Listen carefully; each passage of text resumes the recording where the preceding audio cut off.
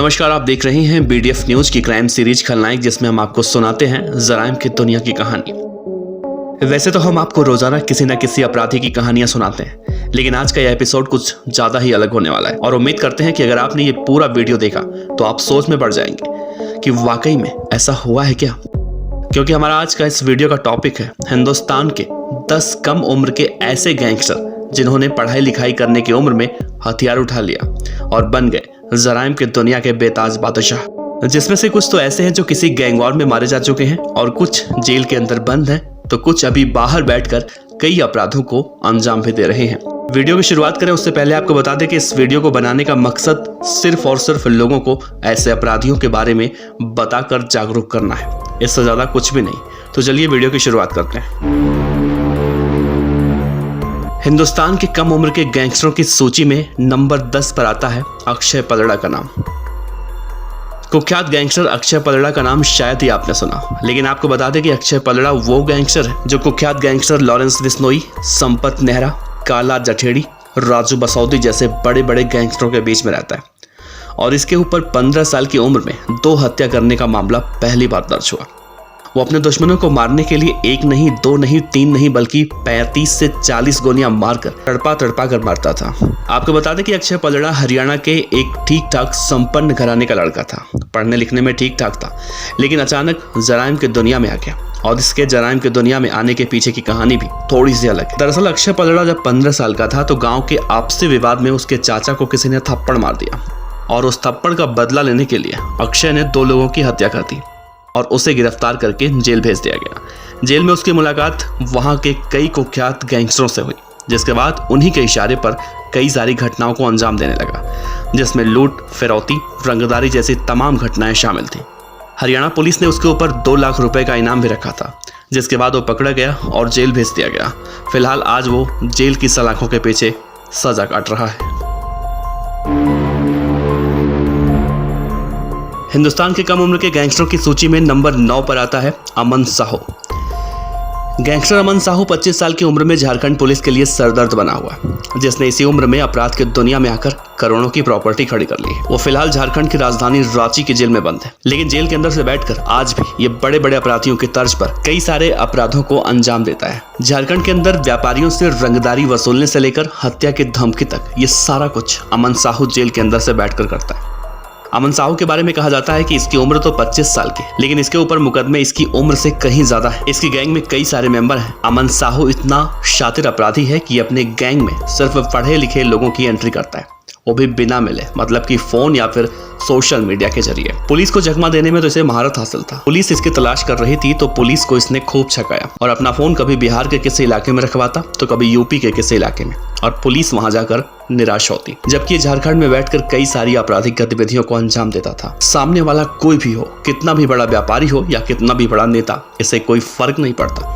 ये तो बस फोन कर इतना ही कहता कि 2 करोड़ दो, नहीं तो ठोक दूंगा। फिलहाल कुख्यात गैंगस्टर अमन साहू अभी रांची की जेल में बंद है और जेल के अंदर से ही उसकी आपराधिक गतिविधियां चल रही हैं, जिसको देखकर जेल प्रशासन उसे किसी हाई सिक्योरिटी जेल में भेजने की तैयारी कर रहा है।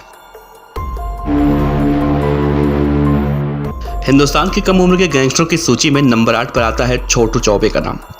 मध्य प्रदेश के जबलपुर का छोटू चौबे भी एक खतरनाक गैंगस्टर है जो सोशल मीडिया पर गैंग ऑफ 22 के नाम से एक गैंग चलाता है और बदमाशों को जोड़ने के लिए कहता है। छोटू चौबे भी बहुत ही कम उम्र में अपराध की दुनिया में कदम रखा।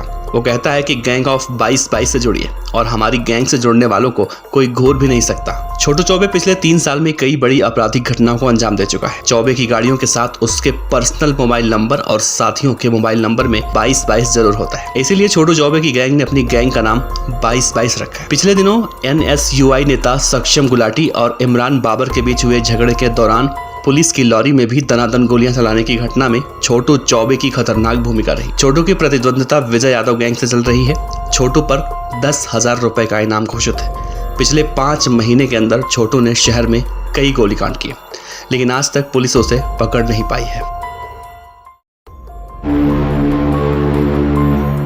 हिंदुस्तान के कम उम्र के गैंगस्टरों की सूची में नंबर 7 पर आता है उज्जैन का हेमंत वाडिया उर्फ बौखला। हेमंत वाडिया उर्फ बौखला बदमाश, जो कि मध्य प्रदेश के उज्जैन जिले के मोस्ट वांटेड गैंगस्टर दुर्लभ कश्यप का शागिर्द है, जो अभी जेल की सलाखों के पीछे सजा काट रहा है। हेमंत वाडिया भी बहुत कम उम्र में अपराध की दुनिया में कदम रख दिया और धीरे धीरे उसने एक एक कर कई सारे अपराधों को अंजाम दिया, जिसमें हत्या, लूट, धमकी जैसे संगीन आरोप हैं। हेमंत वाडिया उर्फ बौखला बदमाश के ऊपर कई बार जिला बदर भी लगाया जा चुका है। उज्जैन के पूर्व एसपी सचिन अतुल्यकर द्वारा चलाए गए ऑपरेशन पवित्र में हेमंत वाडिया बौखला काफी डर गया था। उसे अपने एनकाउंटर का डर सताने लगा था, जिसके बाद उसने खुद को कोर्ट में सरेंडर कर दिया और तब से लेकर आज तक वो जेल के अंदर सजा काट रहा है। लेकिन जेल के अंदर रहते हुए भी वो सोशल मीडिया पर एक्टिव दिखाई देता है और गाहे बेगाहे दुर्लभ कश्यप मामले में भी उसको लेकर कई बार खबरें आती रहती हैं।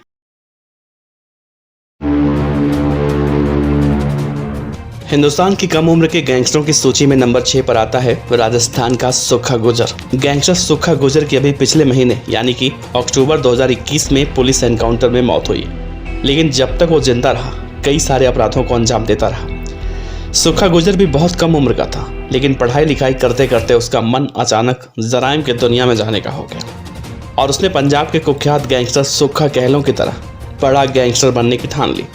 और इन सब में उसने सहारा लिया सोशल मीडिया का। सोशल मीडिया पर वो लगातार हथियारों के साथ पोस्ट करता, लोगों को धमकी देना, रंगदारी मांगना उसका मुख्य काम बन चुका था।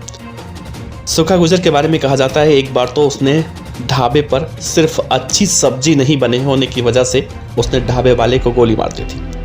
शराब के ठेकेदारों से हफ्ता वसूली का काम भी किया करता था और इससे भी बड़ी बात यह है कि पुलिस जब उसे कई मामलों में खोज रही थी तो सोशल मीडिया का सहारा लेकर अपनी तस्वीरें पोस्ट किया करता हथियारों के साथ और लोकेशन भी सोशल मीडिया पर डालता। इन सब के बावजूद भी पुलिस उस तक नहीं पहुंच पाती, लेकिन कहते हैं कि अपराधी कितना भी चालाक क्यों ना हो, एक न एक दिन पकड़ा ही जाता है। और अक्टूबर 2021 को पुलिस को उसके लोकेशन की सूचना मिली। पुलिस ने दबिश देकर उसे पकड़ने की कोशिश की तो गन्ने के खेत में घुस गया, जहां पर पुलिस ने एनकाउंटर में उसे मार गिराया और बड़ा बदमाश बनने का सपना देखने वाला सुखा गुर्जर इस दुनिया से रुखसत हो गया।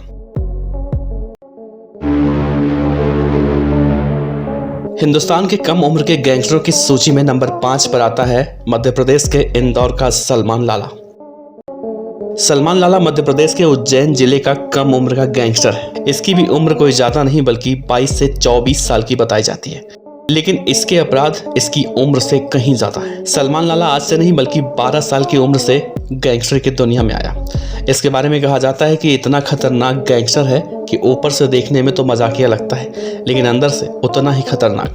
इंदौर शहर में सबसे पहले इसने अवैध शराब की तस्करी करना शुरू किया और फिर देखते ही देखते हथियारों की तस्करी करने लगा। किसी को नहीं पता कि उसने कब धीरे धीरे अपनी पूरी लाला की फौज खड़ी कर ली।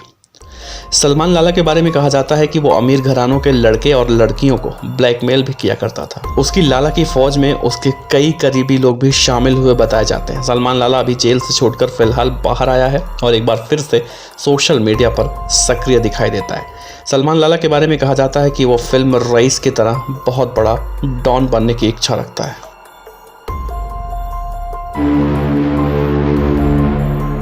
हिंदुस्तान की कम उम्र के गैंगस्टरों की सूची में नंबर 4 पर आता है पंजाब का गैंगस्टर देवेंद्र बम्बिहा।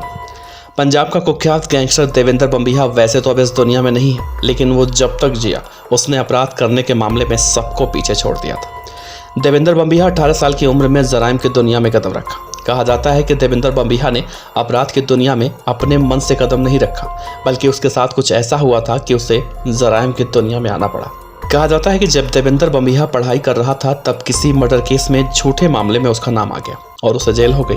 उसके बाद उसने बुराई का रास्ता चुना और देखते ही देखते बहुत ही कम समय में अपराध की दुनिया का बड़ा नाम बन गया। घर का इकलौता लड़का था, घर में माँ बाप 2 बहनों का इकलौता भाई था। देवेंद्र बम्बिहा पंजाब के मोस्ट हैंडसम गैंगस्टर सुखा कहलों की तरह कहा जाता है। पंजाब के अंदर अगर खतरनाक शूटरों की गिनती की जाएगी तो इसका नाम टॉप 10 में होगा।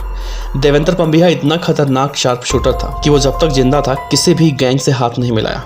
किसी को भी खत्म करने में उसे 1 सेकंड से भी कम का वक्त लगता था। देवेंद्र बम्बिहा पढ़ने लिखने का बहुत शौकीन था, कबड्डी खेलने का माहिर खिलाड़ी था। बीए 3rd ईयर तक कबड्डी खेला। उसका नाम एक अच्छे छात्रों में गिना जाता था, लेकिन कहा जाता है कि उस झूठे मुकदमे ने उसकी पूरी दुनिया बदल कर रख दी और वो इतना खतरनाक अपराधी बन गया कि उसका एनकाउंटर करने के लिए पुलिस को काफी मशक्कत करनी पड़ी थी, जिसके बाद 2016 में पुलिस ने उसे एक एनकाउंटर में मार गिराया था। हिंदुस्तान के कम उम्र के गैंगस्टरों की सूची में नंबर 3 पर आता है पंजाब का कुख्यात गैंगस्टर सुक्खा कहलों।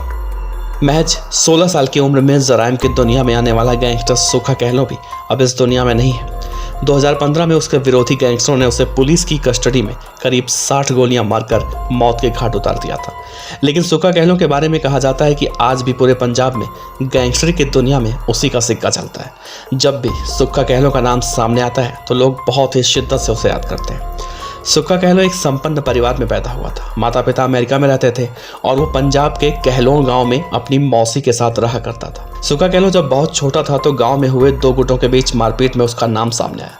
यहीं से उसकी दुनिया बदल गई और वो झगड़े में नाम सामने आने के बाद अपने माता पिता के साथ अमेरिका नहीं जा पाया और जुर्म की दुनिया में आ गया। सुक्खा कहलों के खिलाफ देखते ही देखते यूपी, हरियाणा, पंजाब, राजस्थान, पश्चिम बंगाल जैसे राज्यों में कई मुकदमे दर्ज हुए। चाहे हाईवे रॉबरी का मामला हो, हत्या हो, डकैती हो, इन सभी वारदातों में सुक्खा कहलों का नाम सामने आने लगा। 2015 में पुलिस की गाड़ियां उसे कोर्ट में पेशी के बाद उसे वापस जेल ले जा रही थी। तभी विरोधी गैंग के बदमाशों ने रास्ते में ही पुलिस कस्टडी के दौरान उसे गोलियों से छलनी कर दिया। कहा जाता है सुक्खा कहलों को कुख्यात गैंगस्टर विक्की गोंडर ने मौत के घाट उतारा था, क्योंकि सुक्खा ने लवली बाबा नाम के बदमाश की उसी के जिम में घुसकर हत्या की थी।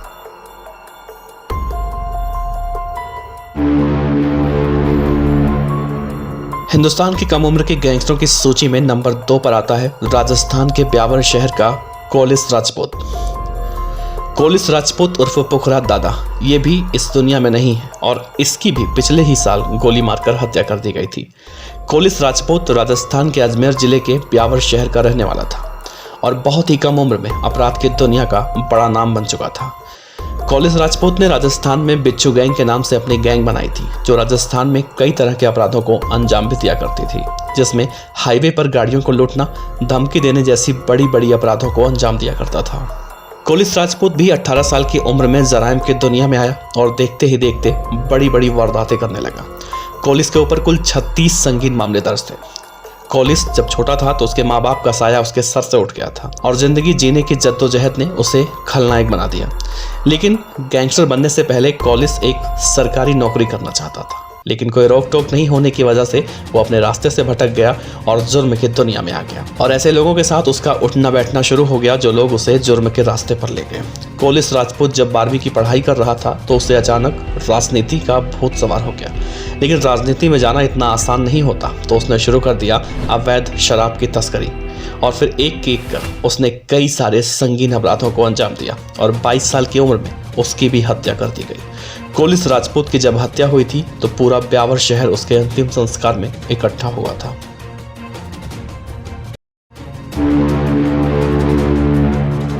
और अब सबसे आखिर यानी कि नंबर 1 पर हिंदुस्तान के कम उम्र के गैंगस्टरों की सूची में नाम आता है उज्जैन शहर के दुर्लभ कश्यप का। कुख्यात गैंगस्टर दुर्लभ कश्यप भी अब इस दुनिया में नहीं है। उसकी पिछले साल यानी कि 2020 को सितंबर महीने में एक गैंग वॉर में हत्या हो गई थी। दुर्लभ कश्यप भी बदमाशी की दुनिया में बहुत कम उम्र में आया और उसने धीरे धीरे सोशल मीडिया की मदद से अपनी पूरी गैंग खड़ी कर ली। वो सोशल मीडिया पर खुलेआम लिखता कि वो कुख्यात अपराधी है, कोई भी विवाद हो, कैसा भी विवाद हो, लोग उसके पास आए, वो सारी समस्या से निजात दिलवा देगा। अपने माता पिता का इकलौता संतान था दुर्लभ कश्यप। माँ एक टीचर थी और पिता एक बिजनेसमैन। घर में पैसों की कोई कमी नहीं थी, बावजूद इसके दुर्लभ कश्यप अपराध की दुनिया में आ गया। दुर्लभ कश्यप जब अपनी गैंग बना रहा था तो लोग उसकी गैंग में जुड़ते चले जा रहे थे और ये गैंग पूरे उज्जैन में कई आपराधिक वारदातों को अंजाम भी दे रही थी। और फिर ये गिरफ्तार हुआ, जेल भी गया।